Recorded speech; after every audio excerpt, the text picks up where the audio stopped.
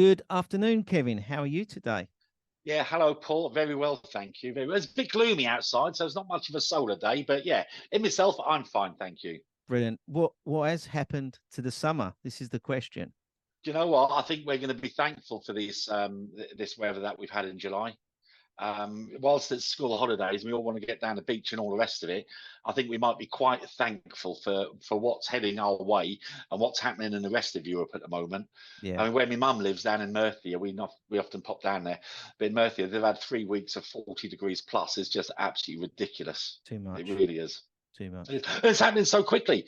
No one expected the ice to melt and the seas to warm as quick as it has this year. I know it's an El Nino year and all the rest of it. There's other factors, but the ice melt going and the warm waters and then this heat wave around the global, all around the north of the equator, isn't it? All the way around the planet. I mean, there's areas further north than us, east and west, that are up to 40 degrees. Yeah, We're talking about fires in Canada again. yeah. Siberia, the methane coming out of Siberia, the methane bomb. It's going to be short-lived in the atmosphere, but for the next 5 or 6 years, while it's in there, good God, it's going to be hot. It's going to be sweaty. Yeah. It's going to be sweaty. And as you say, it's happening so quick. And It you is. We all knew can't it was going to predict this, can happen. you? Yeah. No, we all knew it was going to happen. We didn't know the speed that this was going to happen, but there's no solace in saying that we were right on this. No. It's not No. nice. No, I don't want to. I'm not looking for pats on the back for this. We're trying to. I don't think we can stop it. I think we can slow it down. We can, and eventually, I mean, drawdown. Are you aware of the expression of drawdown? What do you know what drawdown is? No, I'm not. Drawdown is the point where we start to reverse the amount Right. of carbon that we put in. So we've got to aim for drawdown, where we neutrality and then start reversing. And the project drawdown itself, I ask everyone to look at project drawdown over in America, and there's some great projects, even art projects around the world about visualizations and bringing climate change to the people rather than through a sales process or through scary news. Yeah. You can actually turn a lot of the education into an art form as well, and drawdown are doing some great things around the world. Right. I'm going to go and research that myself. So thank you for that. Project drawdown. Brilliant. So Kevin, we have met through LinkedIn. Yeah. And I've been following some of your stuff. It's really interesting. And you're a bit shouty. Yeah, well, I'm the same, but we're trying to get the message out, aren't we? That's it. You've got to be the noise, haven't you? If you want to create the noise, you've got to be the noise, haven't you? Exactly. So I know about you, and I'm hoping some of my audience know about you, but for the benefit of the audience that don't know, they haven't heard you as yet. Can you give us some your background and maybe tell us about your origin story? Okay. Well, for me, my environmentalism started years ago when I was a cub or a scout. We were building a rifle range, and we needed wood. We needed wood to build, and also wood to sell to raise money to build the rifle range. Mm-hmm. So we used to chop trees down, and I learned very early at 11, 12 of age, for every tree you chop down, you plant another two. So it was really, really simple. I just thought that was the rules, that was the law, because you're a kid and you're told something by a grown up in uniform, so it must be true. So, and then I become a police officer, and that's my trophy wall behind. Where when you're a kid and you're growing up and you play football or you go boxing, you get a trophy. Well, I never done all that. I used to get like badges on the arm or a pat on the back or a bit of paper. So I got lots of bits of paper in my life, but I was a community police officer in South East London on Europe's most densely populated housing estate, the Aylesbury estate in Walworth, back in the mid to late 90s. 6-7 years I'd done there. And I was very lucky. I ended up as Community Constable of the Year for London, 6 years running, finalist or runner-up. And one of the greatest projects I ever got involved in was an In Bloom competition. This housing estate was just big, long grey walkways. Each of the blocks of flats were named after villages in the Aylesbury Vale. So you got Wendover, Gayhurst, and things like that. Right. And each block of flats had as many houses as those villages had houses. So there's like 400 houses in one, or flats in one long 400-meter long block, 12 stories high. And it was grey. It was just grey. So me and a couple of the old girls off a tennis association decided to have an In Bloom competition. And we had a councillor who was really, really eco-active. He's now one of the lead people for Just Up Oil and Extinction Rebellion. Donica McCarthy, his name. Brilliant person. And back in the early 90s, we sat down, and he was the councillor, I was the policeman. And we used to arrange sponsorship to get all the plants and hanging baskets at cost price. And I used to get the gangs of Peckham to come and plant them up for the old girls. Right. And that worked really well because it was better than me chasing them around the streets. Do you know what I mean? Get them Yeah. involved in the local community. And we got them planted up local community orchards, little groups of 6 or 12 trees in between the blocks of flats. And we created a bit of pride and ownership with the kids. Yeah. And Donica, I remember when his father died, he told me that he'd got some inheritance and he was going to buy some solar for electricity. And I laughed at him. This was back in 1995, 1996, and I laughed. Anyway, he was up for it, and he was the very first person in the country who negotiated his own tariff where he sold energy back to the grid. Wow. Years before the feed-in tariff started, years before. So I used environmentalism on the most densely populated housing estates in Europe to actually reduce crime, and I got a lot of awards for that sort of stuff. So I'm a communicator, and after 9/11, I was taken up to Central in central London, and I built an email message system, a communications package for times of a crisis. So anyone in the country, if there was a crisis that affected them, I was the communicator of that message. Rather than going through the news, it was coming direct from the police. So it was an email message system in the days before Facebook and Twitter and things. So I was just well embedded in communications and in community enhancement. And when I left the police in 2006, 2007, I'd had enough after 18 years. It was all going on up here. So I got out, and my mother-in-law had just retired. So she sold her house in London, and we sold ours, and we moved to this 500-year-old house with just under an acre up in Norfolk. And I was commuting to start with, but then I've got this big old shed at the bottom of the garden, which is where we are now, the solar shed. It's a 250-year-old barn I've converted, and the house and the showroom I've converted all into a renewable energy workshop. So my clients can come and see how it all works, how it all fits, what the batteries look like. And you can't see it at the moment, but I've got a big screen on the wall here. It turns into a screen with a projector. And we show people all the monitoring so they can see how solar and battery and hot water and car charging systems work for other people in the locality. And if it works for them, it'll work for these people. So it was a natural progression to get into solar. But the kicking point, or the trigger point for me to get into solar was back in 2008. I'd been out of the police for about a year, started work on the house. And I was working for a double glazing company because I needed 23 windows and I couldn't afford them. So I worked for the double glazing company to get them at cost price, which I thought was quite a sensible move. And I was just about to go into kitchens and bathrooms, and my kids started moaning about, I'm 8 years of age now, Dad. I don't need a bath with him. I've got twin boys, and they didn't want to bath with each other when they were getting dirty. And the oil boiler was coming on. In the summer months, the oil boiler was coming on. And then you go and watch the news and you see kids coming back from war in the Middle East.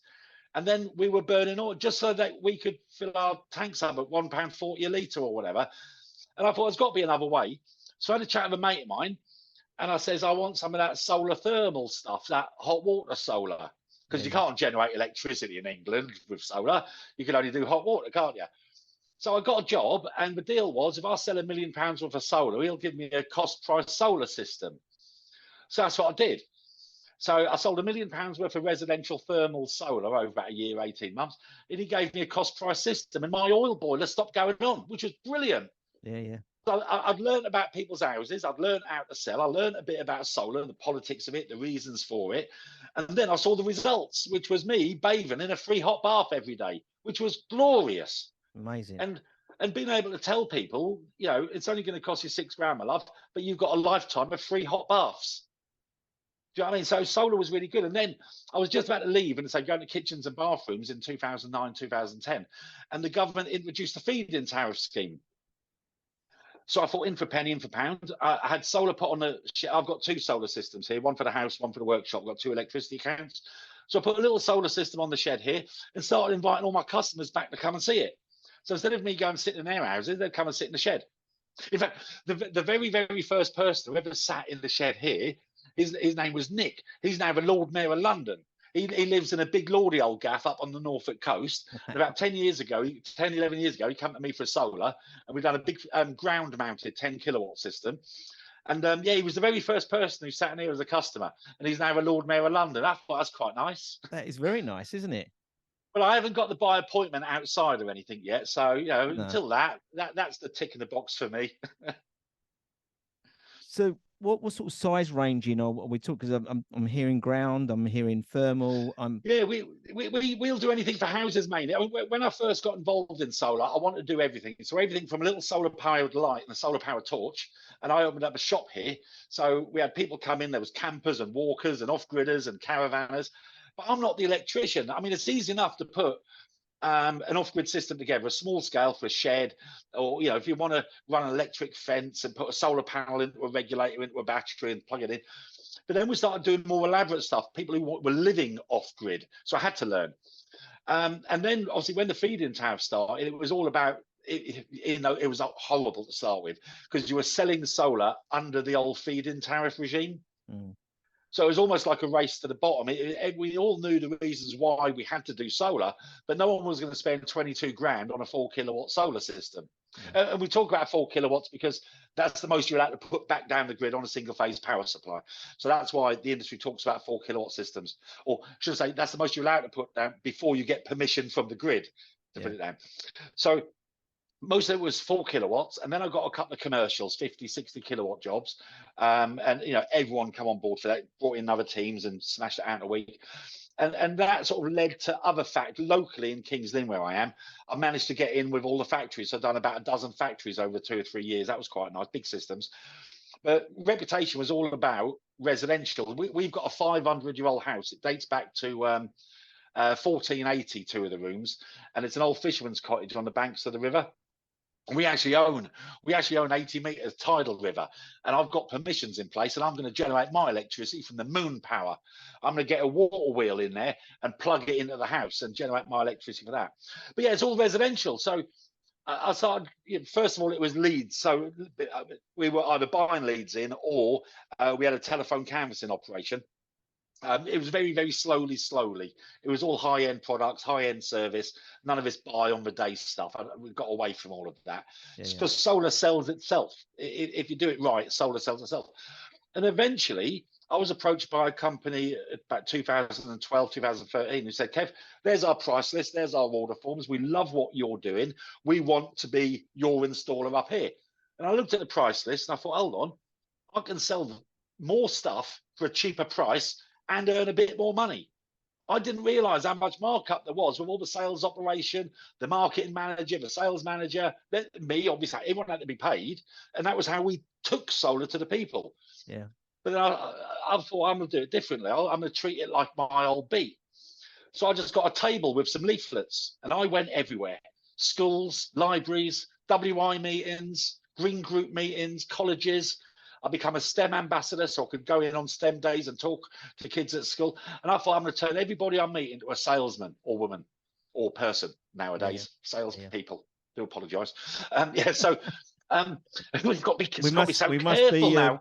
We must be politically correct. Well, I'm 56 now.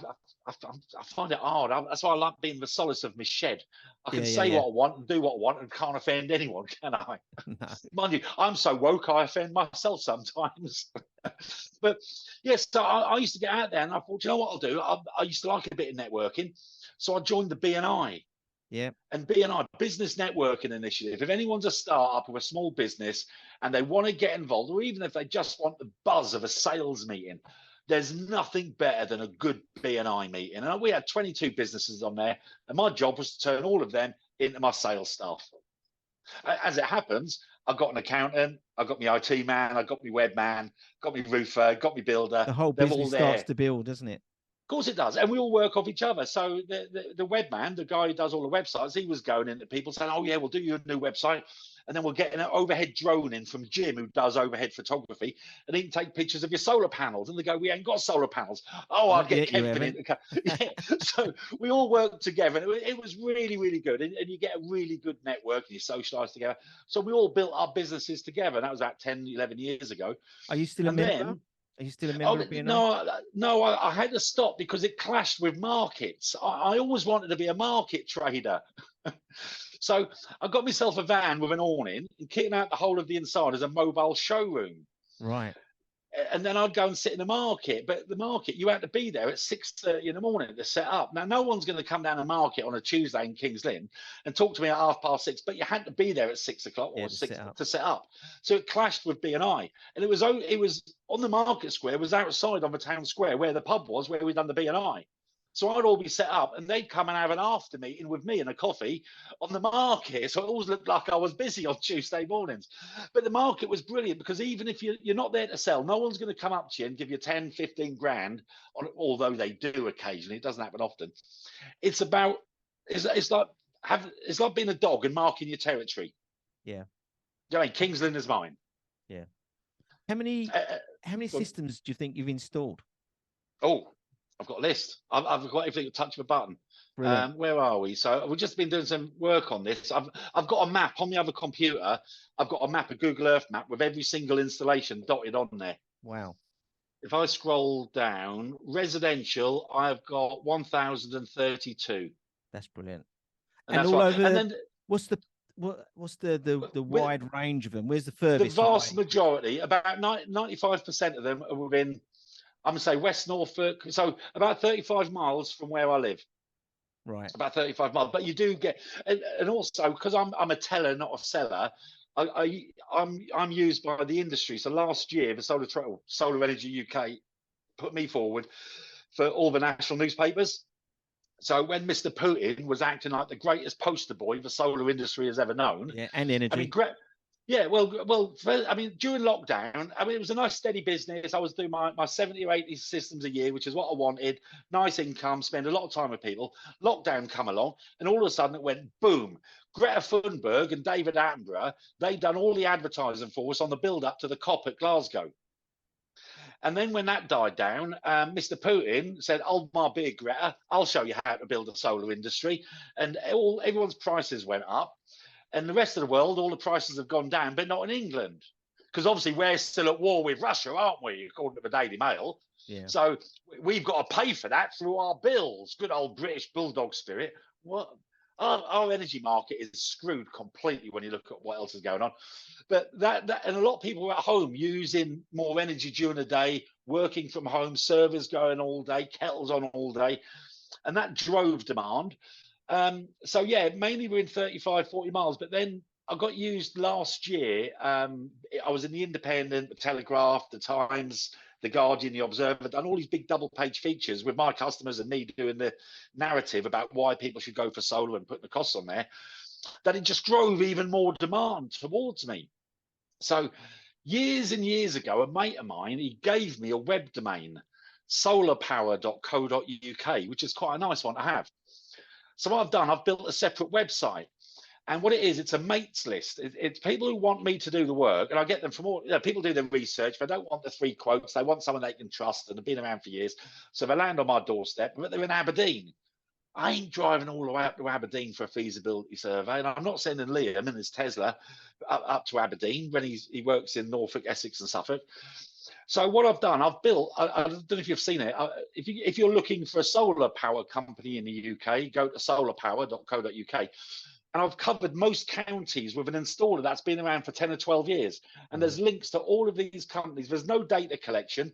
It just sends the public direct to one central resource.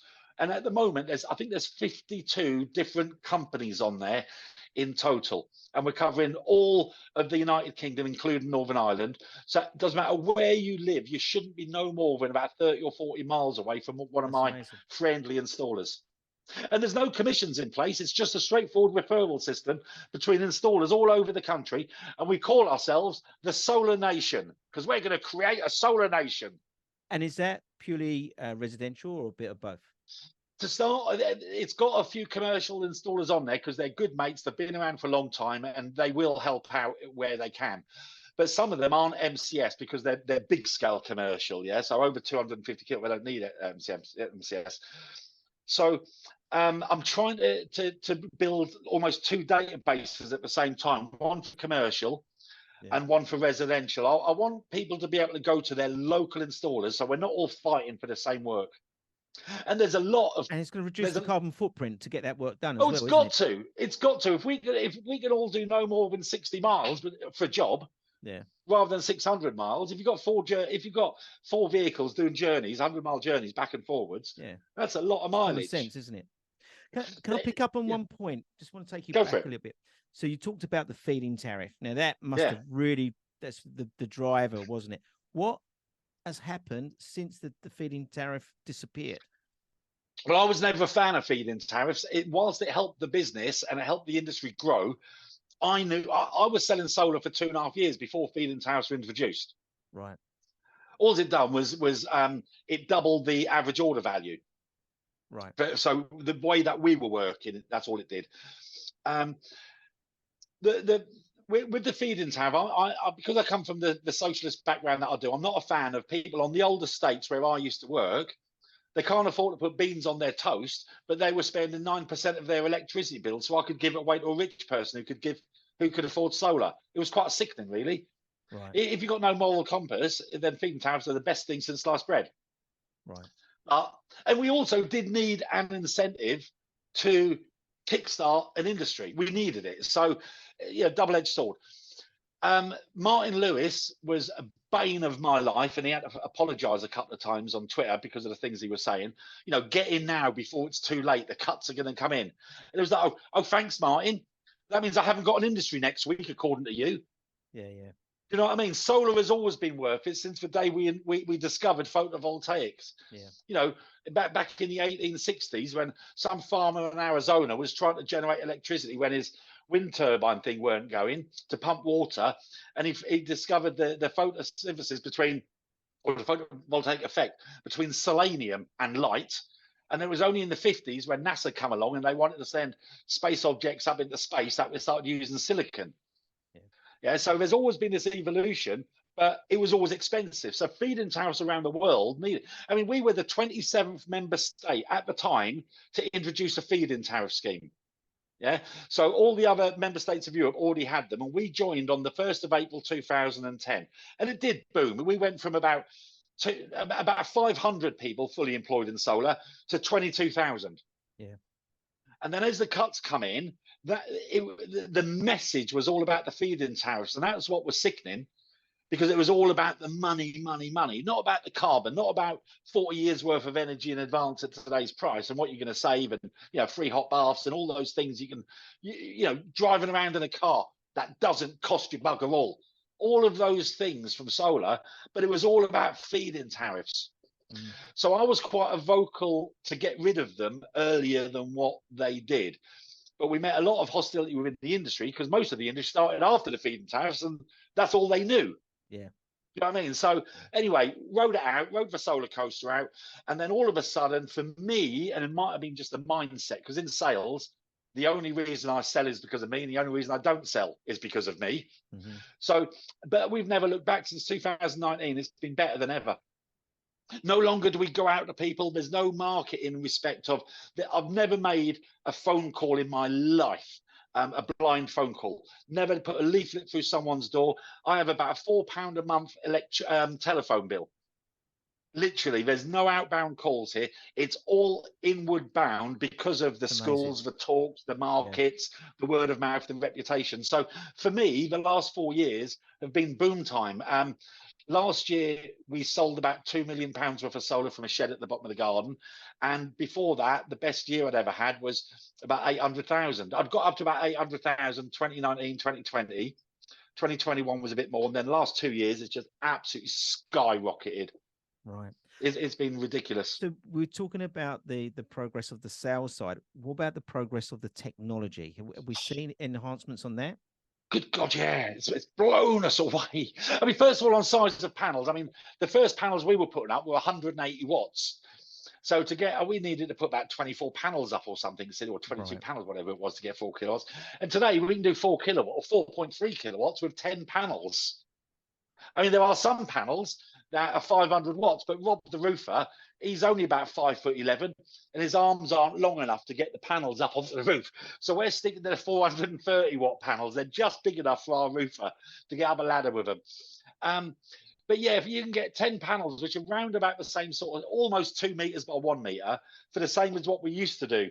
So you get a lot more energy in a small area. I'm a massive fan of micro inverters and optimization, where each panel has its own inverter. That just makes so much sense to me. But it is very, very expensive compared to a lot of stuff out there. The hybrid inverters have really changed the game, because now we've got one inverter for solar and battery. Right. So it drives the efficiencies, because you're storing the energy on the DC side, whereas beforehand, like my system, you've got a solar system and a battery. You have to convert it from DC to AC, goes out to the grid, then convert it back to DC to store it, and then when you want to use it, convert it back to AC again. Right. Not anymore. It all goes in one battery, DC to DC, and then converted when you need it. Right. With hybrid batteries, we're now up to 20 kilowatts of storage on a single phase battery system. And that's only in the last few months we got to that stage. So that's a really, really clever. The smart management. So being able to charge up your hot water, charge a car, charge your battery at cheap rates overnight from the grid.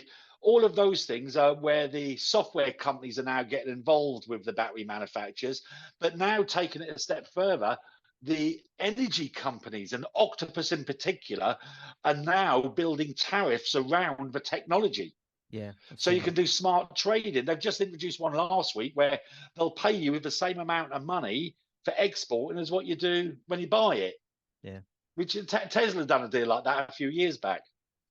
I've got this one customer who's got 87 kilowatts of solar, right? Residential, massive system. It is all in the ground. And he's got 6 Tesla power walls. And I says to him, he says, I've got a £12,000 a year electricity bill. I says, why is that? He says, we're here at least one weekend a month. Big country house, right? Massive. Swimming pools and everything. Anyway, he got this deal with Tesla. Provided he had enough Tesla power walls, he could buy and sell at the same rate. So he uses 87,000 kilowatt hours of electricity a year. He's got an 87 kilowatt solar system, so it'll generate that amount. What he doesn't use, or what is excess to the battery and usage, goes down the grid, and he buys it back at exactly the same price. He's got 87,000 kilowatts, carbon neutral, grid neutral. Wow. No bills from the grid. Are we seeing a lot of this now, where people are able to go off grid? You've got to differentiate off grid. And the reason being is off grid means you don't have a electrical connection. Yeah. Do not try and live a normal life in the United Kingdom off grid in the UK. Yeah. You're never going to. We're doing it virtually, basically, aren't we? That's what yeah. Now, you've still got the connection into the grid, but you're able to go off grid virtually regarding the finance side of it. I can show you. I know it wouldn't affect the people listening, but the people who are looking on YouTube, if you allow me to share a screen. Yep. I'll pop some bits up and show you. Let's do that.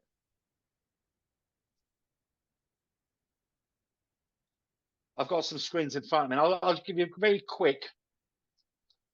I'm getting old. I've got one of these 3-screen displays, and I don't know which way I'm supposed to be looking. I need an 8-year-old to come and tell me. Right. Let me just clear the parameters on that. And for the benefit of the audience, we're now going into YouTube mode. And I'm not sure how this is going to be presented, because we've not done this before. So thank you, Kevin, for stretching our technology. What we're looking at is the monitoring of my own solar and battery system at home. Now, the monitoring system is a generic platform called SolarMan Smart, and we encourage as many people to use it as possible. You can't control your battery management from this. You have to walk up to your inverter and press buttons. But for monitoring, to me, there's nothing better. So what we can see is overnight, there's me charging my car. Okay. Yeah. So 7.5 kilowatts charging the car and running the house.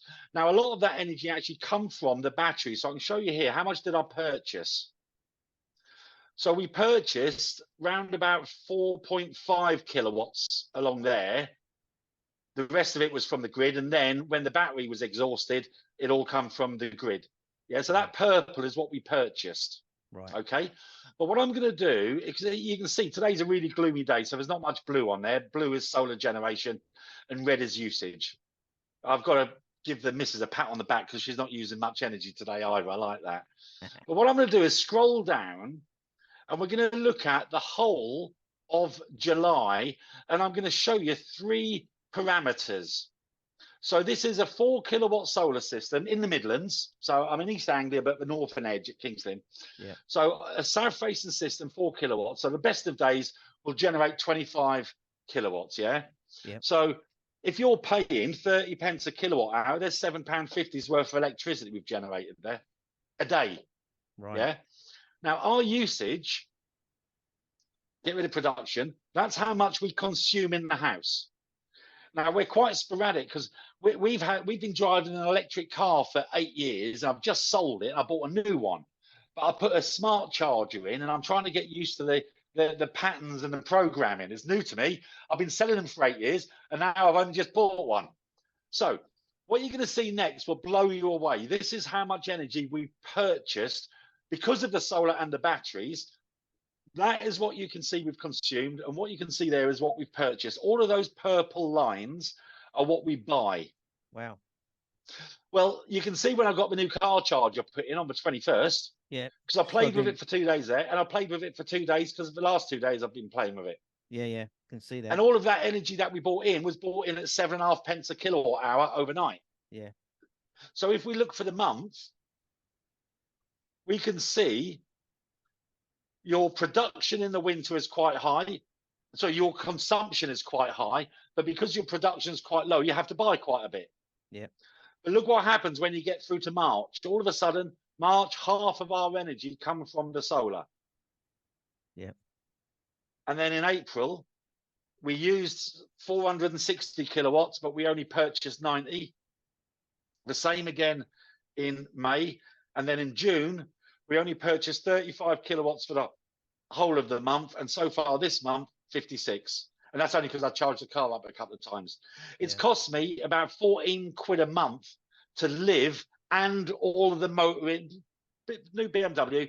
And it's cost us 14 quid a month to run, to run our house, run our life, run our business, the car, everything. 14 quid a month. And that's significant saving, isn't it? Significant. Oh yeah, I should be on about £200 a month the amount of energy we use, and we're not shy. Yeah, yeah. I've got a solar hot water system. I've got 4 kilowatts on the house with a big battery, 14 kilowatt, and then I've got my little system here on the shed which powers this building. Mm-hmm. So I've got projector. We've got 3 fridges and freezers. We've got lights. There's a full office. There's screens and all the rest of it. And it cost me absolutely jack during the day to run this. So we never use the words off grid. I mean, I can use 25, 26 kilowatts in a day and maybe take 200 or 300 watts. Yeah. You've got to be grid connected for this equipment to work. Yeah. It's grid tied equipment. So you can run free or independent of grid electricity. But also what I discovered as well, you like this. So I'd had my batteries for about 5 years, and I was going to bed in the summer months with 50, 60% still in the battery. And I was waking up and I'd taken maybe 1 or 2 kilowatts from the grid.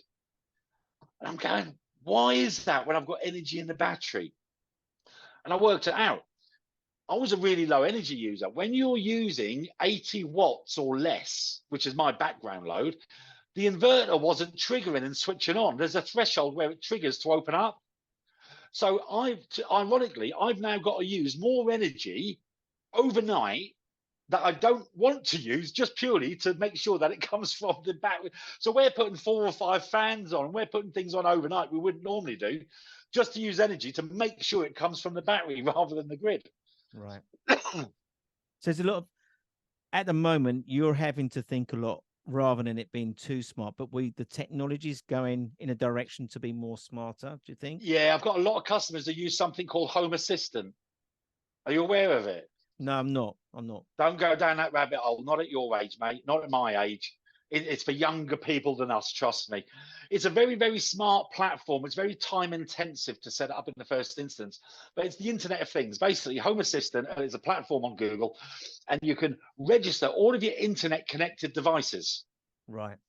I've got people on a weekly basis sending me emails saying, "Oh, Kevin, my smart speaker used 32 watts last week, and all of it come, and my fridge uses this. And when the compressor comes on for the fridge, it goes up to 180 watts, then down to 35 watts." But then, if you can see what's going on, I mean, on the monitoring, it's good. So let me come out of there again. On the monitoring, it's quite good. Yeah. So you can see what's going on. But on the smart, on the home assistant, you're now looking at the energy consumption of every single appliance in your house. And if you're into spreadsheets, boy, are you going to love this. Yeah. So yeah, the technology, the software development from the likes of Give Energy, the likes of the My Energy, these are software development companies and technology companies. They're not battery companies, they're not solar companies, but integrating with our core products, and they're putting their management systems in. It is a bit of a game changer, especially on the smaller systems that we're putting in people's houses. It's nice to be able to see things on one app. Yeah. But if someone's got a really, really big high energy demand on a single phase power supply, those single phase inverters only go up to a certain size. So that's where we go over to things like N-phase micro inverters, because you can just keep going. Doesn't Yeah. matter how I big you know. go on those, you don't have to I know worry. N-phase. Yeah, So we do a lot of them. So where's this all going? Because for me, you just said it, don't go there regarding certain software package for the likes of you and I. There's a lot of people out there that aren't techie and want to do that side of it. How do we, there's going to be an The issue product, going here. right, all of the products, in the first instance, I say to people, but this is the experience of a salesman, is what you're looking for: full integration or set it and forget it. Yeah. And I let them tell me that. Yeah. I don't explain what they are. They say, set it and forget it. And I say, okay, let me just throw this one at you though. If there was a power cut, would you like a little bit of energy for maybe a couple of plugs or some circuit? They go, no, it doesn't affect us. Lovely. Don't need to talk about it. Yeah. Because if I start talking about it, it blows their mind what you can do. I'd rather they approach me and said what they want, and I'll build a system to them. Some people say, well, yes, well, I do have a weather station now I've retired, and I do like a nice Excel spreadsheet, Mr. Holland. Oh, God, I'm going to hear from this bloke every Friday, aren't I? which is great. I want feedback, but I Yeah, want it you every do. 50. I want it every 52nd Friday, not every Friday. Once a year is good. Once a year is good. Yeah. Yeah, but people keep their own monitoring. But all of these monitoring systems, they allow you to keep data. So it shows you all the things I'm showing you. Plus, you can really delve into it. You can look at your battery parameters. You can look at the voltage, the temperatures. You can look at how much each individual cell has produced and all that sort of stuff. So if people want high-level monitoring and lots of technology where they use an app to change the settings on the battery, we can do that. Yeah. But most people who buy solar, most people are. People have already got their mortgage. They've already paid for the mortgage. They've already they're starting to accumulate wealth rather than paying things off. Yeah. They're at a time of their life where they really can't be asked with. They just want to know that their bills are going to be going down. Yeah. They don't want all the bells and whistles. And they need certainty, don't they? That's where I think I've pitched our company: longevity, reputation, ethics, integrity. And because we open up our house as a showroom to these people. Yeah. We've had the surveyors, the surveying team who look after the house up at Sandringham sitting here. And then COVID come along, then the Queen died. So we haven't done any work up there yet. But that was all, so we get people come here. So they've got you've got to put products out there. I'm not interested in the race to the bottom and, oh, this other bloke said he'll do it for 10 grand. Fine, go and use him.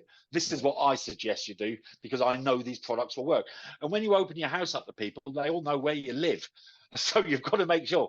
But the younger breed of people, so people in their late 30s and 40s, there are some very affluent people who are of a younger age. And if it sounds patronizing, I apologize. No, but it doesn't. I don't come from money. I come from I come from the 20th of the month. You get paid on the 20th of the month. There's your money. Take a loan out if you need more. That's that's how I was brought up. But the younger people are a lot smarter with the technology. People in their 30s and 40s, I find people who are 15 years younger than me, they're a lot smarter in the technology. Having greater technology and greater monitoring will help us in the industry understand people's behavior and usage patterns more. because it's all about data, isn't it? It's all about data. I mean, data is now the #1 traded commodity, more so than oil, has been for 2 or 3 years now. So it's a data-led world. So the more data we get access to, the better the systems will be.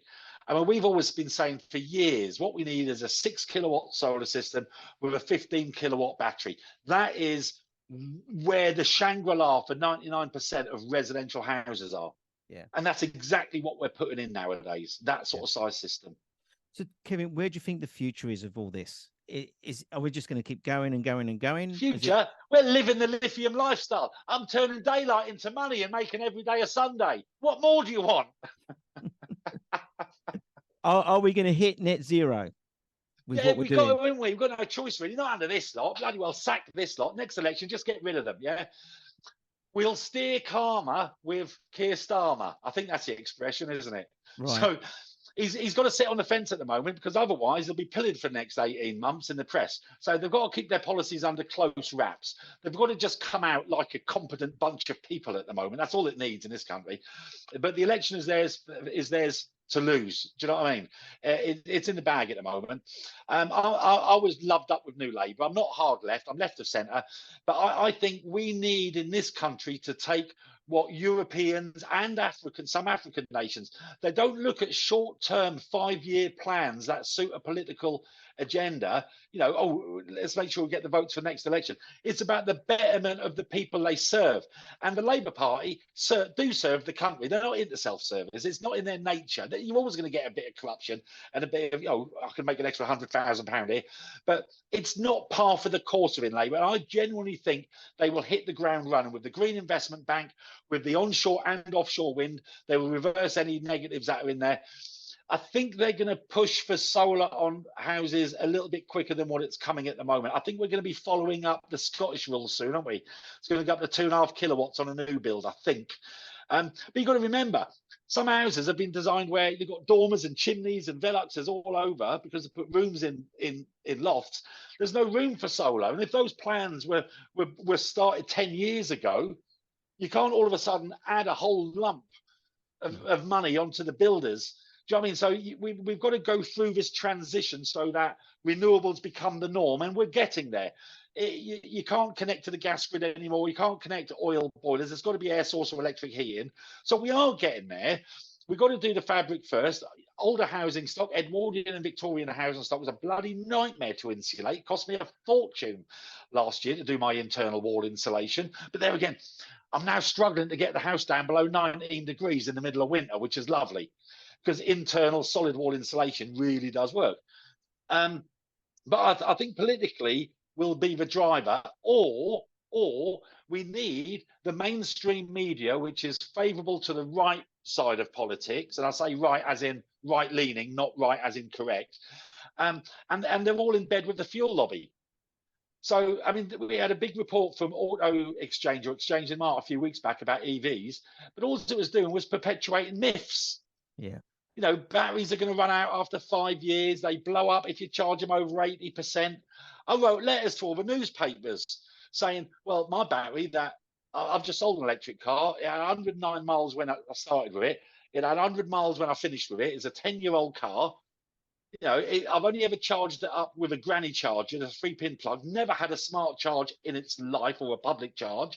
And I live 7 miles away from the nearest shops.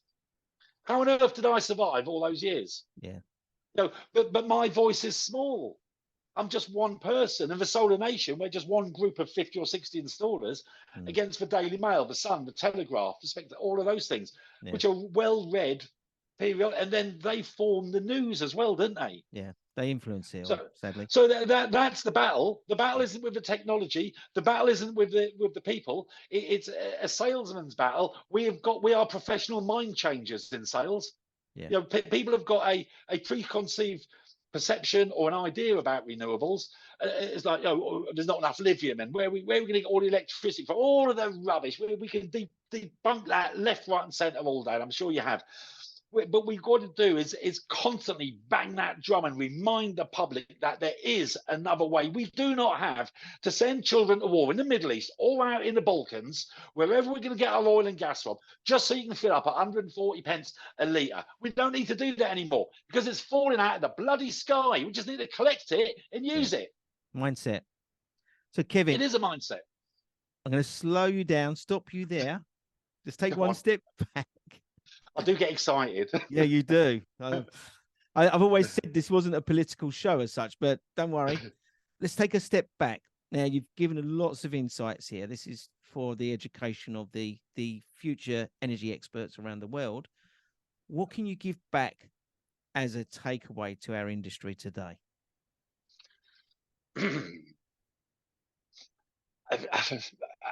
In what sense? Go on, let's explore that. So we have energy experts around the world listening to this. We, as experts, I'm an energy manager. I like to give back knowledge. So I write things regarding toolbox tips. I'm with you. I'm with you. So I want to help someone. Someone who's going to listen to this today. Yep. I want those people who have either got the same knowledge and experience as me, or those who are learning, to take that knowledge and think like a teacher. If you want a hobby that fulfills you, go and stand in front of a group of school kids at 11, 12, 13 years of age, or younger. Get involved in the green group or the study groups. At school, they might have an eco week or a climate week. Yeah, where they're all encouraged to take bottles in full of plastic, make eco bricks, or they make an igloo out of milk bottles and things. And eco warriors and such. Yeah, that's it. Get in there and get in there and give them pats on back and encourage them and get the kids, because I've got customers today who I was talking to their grandchildren and their children 15 years ago. Yeah, and it's them who have pushed them to come and see the Solar Man. Yeah. Do you know what I mean? And we got to turn everyone we meet into a solar. I mean, I ask people all the time, how you get along with your solar? And they go, oh, I haven't got solar. I go, yet. Do you know what I mean? So it's that constant leaving triggers with people about, the reasons why we need to do this are there being born for us. We can see it all on the news and the newspapers. We can feel it in the weather. We know the reasons we've got to do this. Yeah. I like to remind people about the dirty politics. But the biggest thing for me is education. If we've all, a lot of us have got a lot of knowledge, and we should share that knowledge, not just trade off of it. Yeah. It's about leaving legacies, isn't it? I mean, as an individual, what sort of legacy do you want to leave as an individual? Yeah. And we can all leave a positive impact, can't we? So education, I think blogs are really important. YouTube videos, explainers. A lot of the companies that I work with on the Solar Nation, great on Facebook and TikTok and Instagram, explainer videos. Now, naturally, globally, we've all got different grid restrictions and different constraints and things like that. But I've got a mate in South Africa, Sonny Boy Morgan, who's doing the same as me. We've been around 15 years together. We met on LinkedIn or Twitter 15 years ago, and we've both seen our companies grow, me here and him in South Africa. He does exactly the same as me, but he also goes on Fridays for Future, the climate marches at the schools, and he educates with climate leaders like that. So there are ways of creating this snowball effect and speeding it up. We need to speed up the transition, but at the end of the day, it costs money. Yeah, switching a light off might save you a few quid, but when you put it back on, you still need electricity. Yeah. Kevin, amazing passion. Really have enjoyed chatting to you, and it's been, it's one of these interviews I do where I've had to sit back, because if I didn't, I get pushed back. But no, it's really. I love talking about the stuff I like. You're more than well. Well, thank you for the opportunity, and however many people are looking at this, hi, and have a look at what we do, the Solar Shed. But if I can just encourage people just to keep doing what you're doing, that's what it's about. Brilliant. Well, look, thank you for your time today. It's been amazing. Love your passion that's coming across, and I'm sure that passion will be shared with our listeners and the other energy experts out there. We'd like to say thank you, and please, you and your family, stay safe in these times. We will indeed. Thank you. Thanks for everything.